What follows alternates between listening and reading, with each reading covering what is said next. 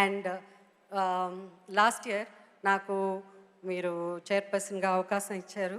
Thank you. And ఈ సంవత్సరం నాకు ఏఎన్ఆర్ అవార్డు ఇవ్వడం చాలా thank you. And one more thing I just want to share.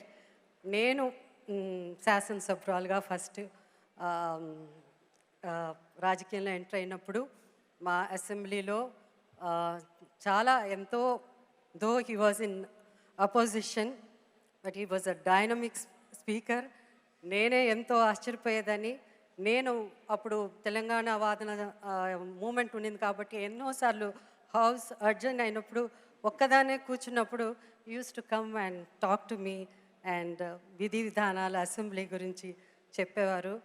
I'm so proud that you have become Chief Minister, not only Telangana Chief Minister, and emerging as one of the most powerful and dynamic Chief Ministers in India. Thank you. Thank you. Thank you.